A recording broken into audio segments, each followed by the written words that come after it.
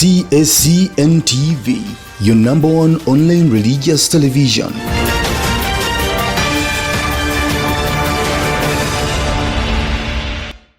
I am Sister Anna Grace Alum from the Institute of the Little Sisters of Mary Immaculate of Gulu.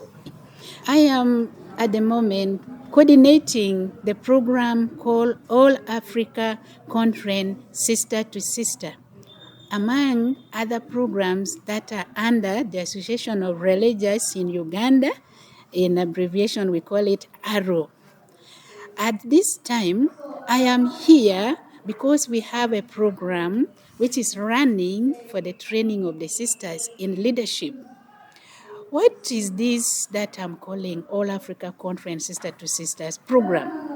All Africa Conference Sister to Sister was established in 2002 as a result that came from the meeting between the women theologians religious and also other lay partners who are from North America and also in Africa.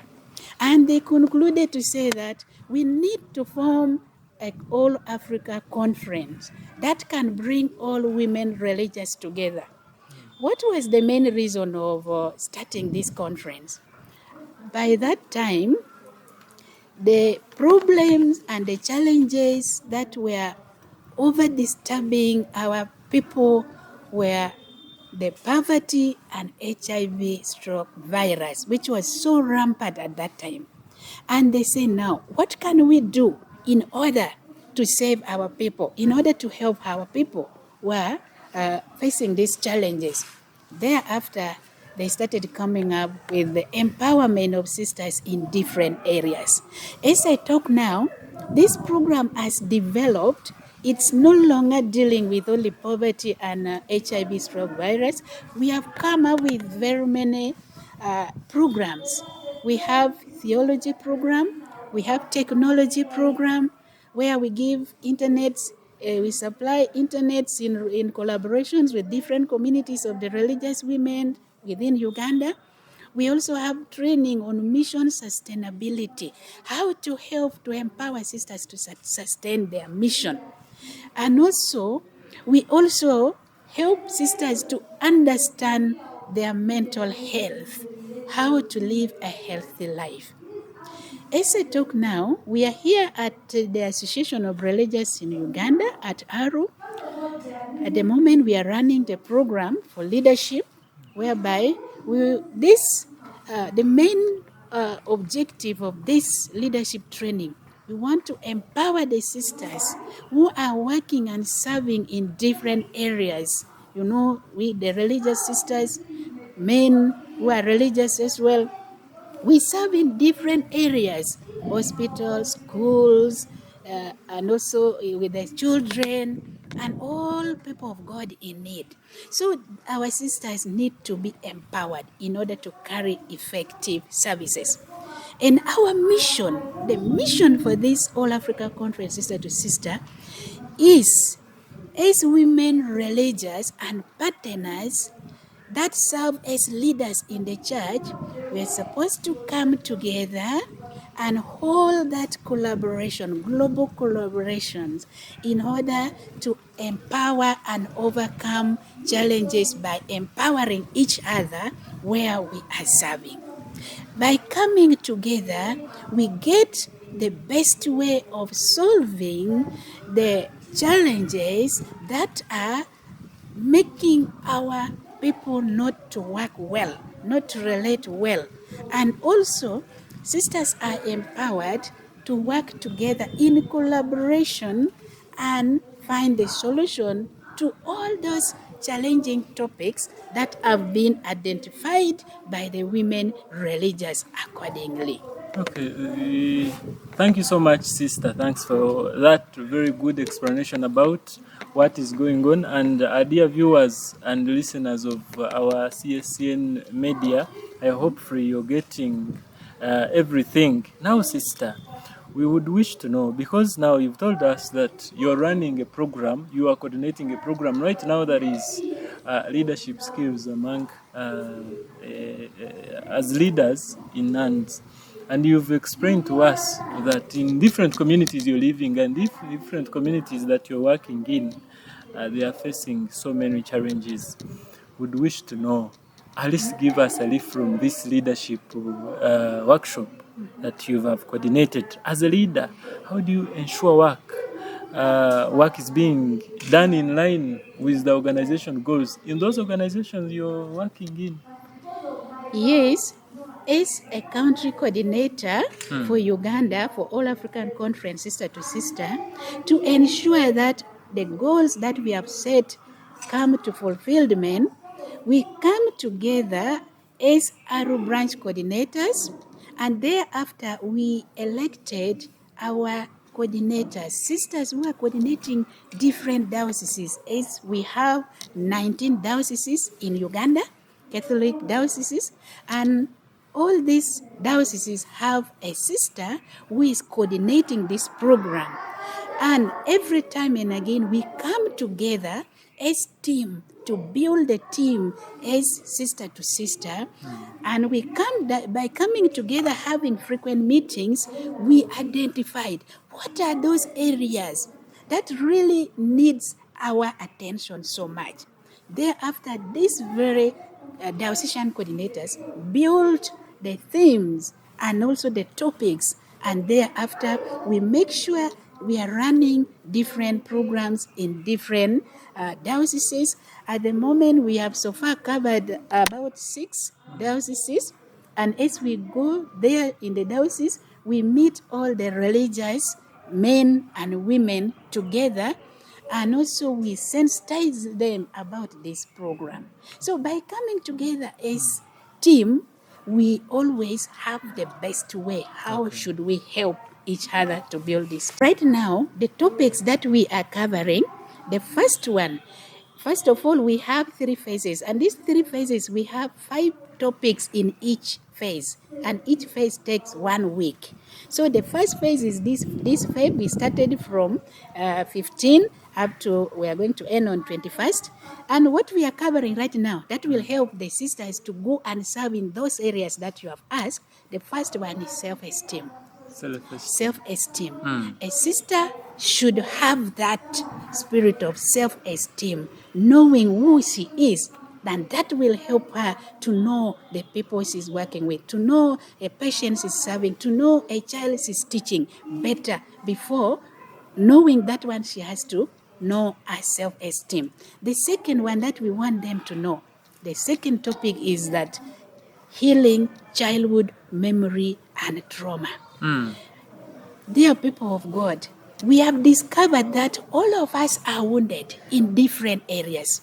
Thereafter, we want sisters to be empowered to get back into their childhood. And when you look at it in our different ministry, in the hospital, in the health center, you see someone may be very sick, but it may not be the real sickness, but something of the past. Something that the person has received when she was still a child, when he was still a child, can affect this. Not only that, in different communities where we live, sometimes we judge. We see, my sister is behaving like this, why? My brother is behaving like this, why? And we start judging them. You have your teachers, your staff, and the sick people, the children, and you start blaming them without knowing. So this cause healing childhood memory and trauma helps sisters to reflect back. First, to get healed they themselves, each individual. Thereafter, they are able to go and understand people whom they are serving. The third topic is that human sexuality and celibacy. How should we live a holy life? This helps us to recognize that we are human. We are people picked from the families. We are not abnormal people. We are fully fit in all corners, whereby what do you want to sacrifice? After knowing yourself, after knowing the gender, after knowing the feelings that you have, it helps the sisters also to understand. Like these days, we have this generation have so many temptations when it comes to relationship between men and women, a girl and a boy. Most of them don't understand. But sisters are being empowered to understand these young boys and young girls, to understand our mothers and fathers who have not yet understood this, to know the best way of relationship, to understand the meaning of love. When somebody hear about a woman and a wife, this is my friend, they just conclude. They don't know how to differentiate, but this one is to help sisters understand those areas so that they're able to empower them. Then the fourth one is non-violent communication and conflict management. My dear people, we are grateful to have these topics because when the sisters are able to work on themselves, to resolve within themselves those conflicts, and also to know how best to communicate. You know, sometimes we talk, and what we bring out can really hurt.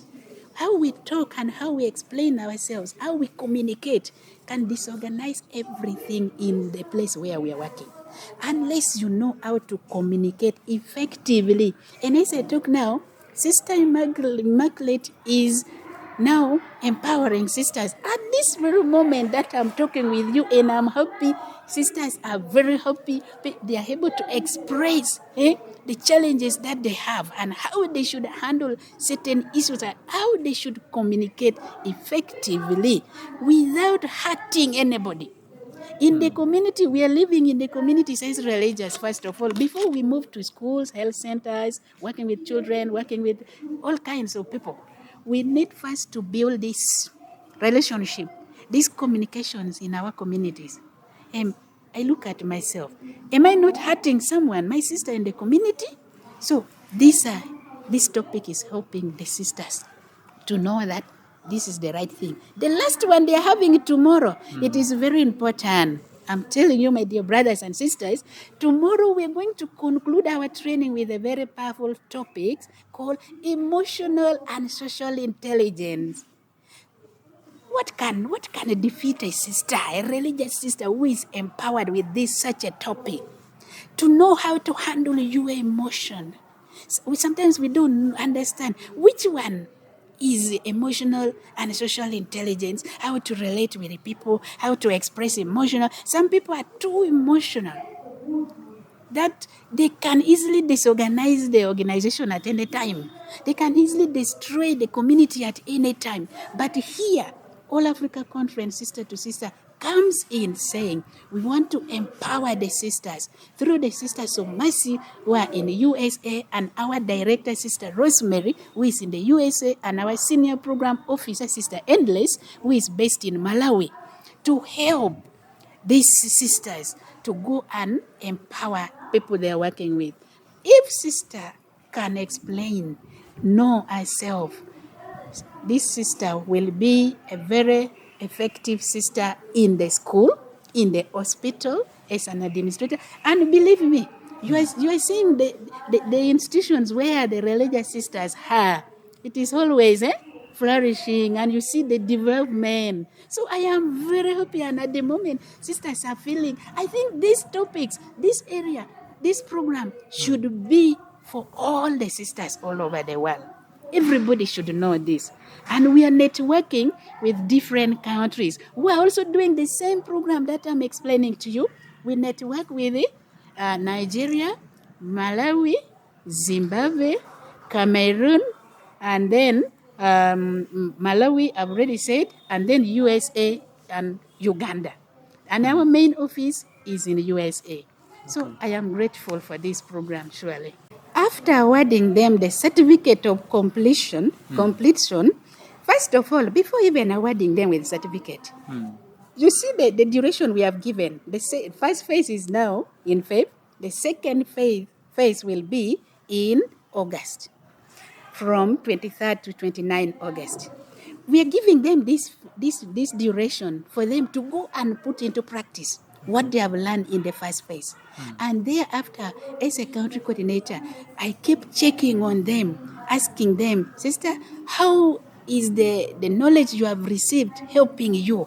Do you have some data? Do you have something that shows that this is what I'm doing? And because of the knowledge that I've got, so far we have got so many feedbacks from those who did the first cohort last year, and they finished it. They graduated in November last year, 2025.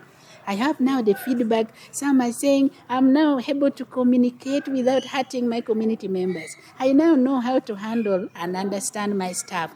I've already developed this and that. So that is how we always get feedback from them.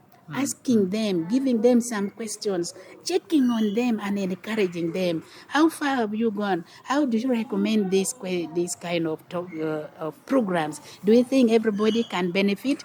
And some of them are saying, sister, I think that this is the best way to go. And I want my congregation to organize for all the sisters. So dear superior generals who are really listening to me, please kindly, when I cry to you, don't let me down. This is a very nice topic that can empower us.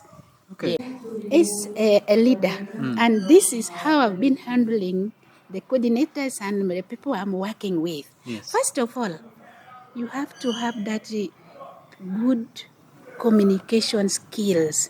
That should help you. You know, what you are communicating can either disturb the team you're working with psychologically or can help them to settle their mind psychologically. The first skill that you, as a leader, I have to do, and all of us, I'm advising all of us, is to understand each member you are working with, to understand the capacity, the situation, and the level of the leader you are working with, someone you're working with. Like me, I'm coordinating together with the sisters in different dioceses.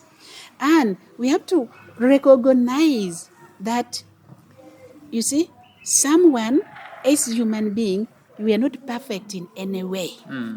And when someone maybe made a mistake, suppose I was supposed to organize a workshop somewhere and the sister is not in the position to organize it. We have already set the date and she's saying, no. We cannot. A sister said, we are not able to make it. Can we post it a bit? Can we postpone? It is me to respond to her by understanding her, and I sit with her and we discuss, we talk and say, sister, what could be the challenges that are making you to postpone this? After understanding her, I will help her. I will accept her to know that, okay, I think we still have opportunity. We still have more time to settle this. So I will not judge her.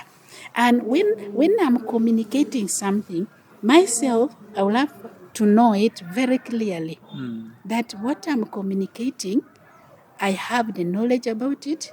I am sure of what I'm communicating, not something that will disorganize the team. Like right now, we have the forum, different forums. We have for mission sustainability, we have for leadership, we have for coordinators. How I respond to them, it helps them to respond to me effectively, knowing that, setting their mind. You know, we need first to prepare someone psychologically before you invite someone, before you tell her something to do. Like right now, there are people that have been chosen. I have to prepare them psychologically by addressing them, informing them, encouraging them, and to empower them and just giving hope that, sister, you can. You are able to do this. You are able to make it. So the way I connect with them, the way I present myself to them, the way the way I bring out my emotional feelings to them, help them to know that our leader is understandable. Our leader is ready to journey with us. Our leader is ready to understand us. There, you help them to move effectively. Okay. To communicate change, first of all, let me give an example on, like we have already said, like yesterday, we were supposed to have a meeting, online meeting with my coordinators from different dioceses. But then afterwards, I realized that the program we had yesterday could not allow me and some of the coordinators who were among the participants here to attend that meeting. So I have first to think twice. How should I communicate this change? Because it is few minutes to time. So what I just did, I said, my dear sisters, I really apologize, first of all, and I request that our meeting that we are supposed to have today, we post it on Saturday at 5 p.m. due to unavoidable circumstances. I really appreciate your understanding. They started responding to, and they were very ready. They started responding to me immediately. Okay, sister. Oh, sorry, sister. Okay, because they already know what I'm talking about. I have already shared with them about what is going on. So they know this change is not just from nowhere, or sister is dodging us, but we know what she's doing.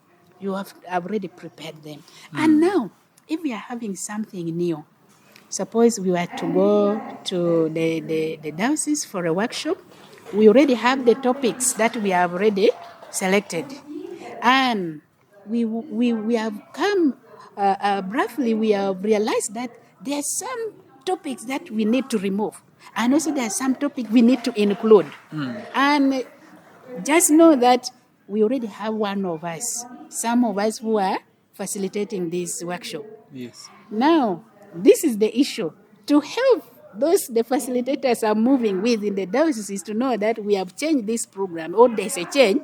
First of all, I have to draw their attention. I have to call the meeting with them. Yes. And tell them, you know, my sisters, here is the situation. There's something that has come now, and there's something that we need to adjust. What do you think about it? Can we do it, and for how long? Before we inform people we are going to meet, we first come together and discuss with them to prepare them and help them understand why that change is happening. Not just, you just wake up in the morning, we're not going to do this the way we have said. Now, for example, we are to go for outing, get together, sister to sister. We are going out. Then I wake up in the morning. Some are already traveling. I wake up in the morning and tell them, dear sisters, we have canceled our journey for get together. Imagine how they will feel without preparing them. So communicating change needs first to reflect and need that critical thinking. You first analyze, when I say this, how will it happen? How will they hear? When I bring it this way, what will be the feelings of the sisters? First of all, I already know them. I know the people I'm working with. If I say this, they will react this. If I say this, so I have to know all these areas for me to communicate that change effectively. Otherwise, if I'm the kind of leader, because I am the country coordinator, I wake up in the morning, just bring things without understanding, and people are not knowing anything, that will make us not achieve our goals, surely. Dear sisters and brothers who are leading there, please don't just wake up and make a decision and change everything because you are the teacher, you are the manager, you are the director. Please consult.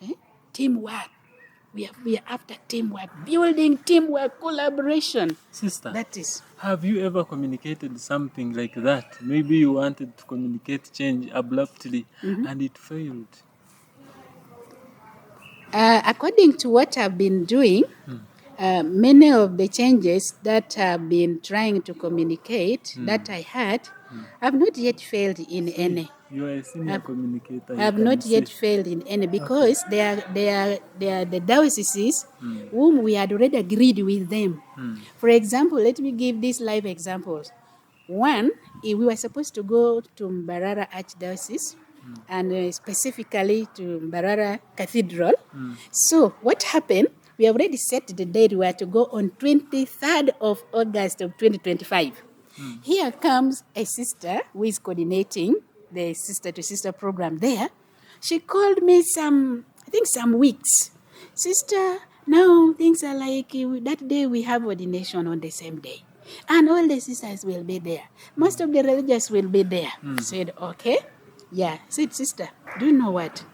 I know this time, within this time remaining from August to December, you may not be in position to fix another date because you already have the calendar there. Now what we do, I just ask you to plan in advance for 2026. make your plan already in the timetable, in the program of the diocese, and then you update me. There we are going to make it. In Masaka, sister told me, sister, it will not be possible for us to schedule another day in fixing anything within the program we had already. Please, can we make it next year? I said, no problem. Let us adjust accordingly. We are not in a hurry, because if we hurry and we push people and we squeeze them at the time they don't want, psychologically you have already tortured them. They may come obedient, they may come, but they will not go back with anything. They will know you as a very harsh, whatever, the leader who don't understand, who don't want to know what is going on. So me, to be sincere, I have never failed in any change that came abruptly, both from my team, from the dioceses, and even from my side. Because if I was to fail, I would have failed yesterday. I had only 2 minutes. But how I communicated in the group, up to now, they all said, we have understood, sister. Okay. After this, after concluding this workshop, I already have a set date next month for another workshop that we are going to have in one of the dioceses. I think that one will be in Mbarara. You remember I told you we pushed the other year. Yes. So they have scheduled it ready for next month. And then in the same month, in March, we have a team building. This team building, it is to bring the coordinators, those who are coordinating the dioceses, and the ecclesiastical province coordinators, and also the coordinators for the counseling network, that we always sit and work together with them. We want to go somewhere in another place. We sit together. We discuss how should we strengthen our team building? How should we build our team? And the programs that each one of you has in different dioceses, how should we encourage each other to achieve this program? So those are we have already set our programs. We had a meeting, planning meeting. We already have plan of activities. As I talk now, I already know on such and such a day, we are going to be in this place. And then immediately after this first phase of leadership training, we are already shifting and planning to have the second one in August. The preparation is already ongoing. The participants are aware, and they are very eager to plan and come back in time. So we have so many other activities. Very soon we expect to have mission sustainability training. This one we are doing it according to the provinces. So far we are done with the Gulu province, which is Nebi, Lira, Arua, and Gulu. So the next phase we want to have for mission sustainability training, which is to empower sisters on project management and how to get those projects, small projects that sometimes we ignore, to sustain their ministry. So that one will be in Mbarara Ecclesiastical Province, and we are yet praying for money. We are also doing fundraising. My dear brothers and sisters, please come in and help us so that we get money to empower sisters. You know, when we empower the sisters, we are not empowering them to remain there. They're not remaining here. They're coming back to work with you there. They're coming to work with you. They're serving there among you in the schools, in the hospitals, in every places. You know them very well. So we already have our schedules that we are just to follow. We have to follow them. So that is it. I don't have, it makes the year to go very fast for me. Like last year, I didn't know that we had already finished the year. Because every time, my mind is already working. After this, what next? After this, what next? And it helped me to plan accordingly. Even in the community. My community members already know on such and such a day we are going. Like soon we are going for mission sustainability meeting with the country coordinators that I've told you before: Uganda, Zambia, Zimbabwe, Malawi, Cameroon, Nigeria, and then USA. So we are going in Zimbabwe in April together with our volunteers from different countries who are ready to support us. We're going to plan again. What can we do? And we're going to report the successes from this training. That what we are doing, so far we have received this, so far we are going like this. We give the updates. How is it this program benefiting the sisters, and how is it benefiting the people sisters are serving? Our main focus is to give the best service to people of God. In fact, what I can tell you, first of all, I would like to thank God for the great gifts He has given to Sister Stella, who is coordinating this program, and for you, your readiness and being present to all people of God to help the people of God know things, good things that are happening within our church and within our country. And I was so much privileged. I felt very special with our team as All Africa Conference Sister to Sister when I received the message from Sister Stella and you, my brother. I was very, very much excited. I said, you are very ready. We are very ready to welcome you and to receive you. So when the time comes, I was like, at what time are they coming? So my dear brother and my dear sister Stella, I am so much grateful together with the participants for leadership training who are here right now. They have appreciated your time, your generosity, your kind-hearted, and also the best service you are giving. You know, just moving around when you are inside there, capturing what they are doing. By doing that, you already even encouraging them to be very attentive. You can see somebody is very attentive, want to be there seriously. And indeed, they are not pretending. Remember, these are leaders. They are all have different professions. I have even the superior general. I have even they have the secondary teachers. We have general bursars. We have so many nurses. So we are grateful on their behalf, since they are not here listening, seeing what I'm saying. They are in class. I'm saying, my dear people of God, more especially for this program of this network program, I pray that may the good Lord continue blessing you. Never get tired of doing what is right. Okay. And God will bless you. And I pray for more courage and more skills.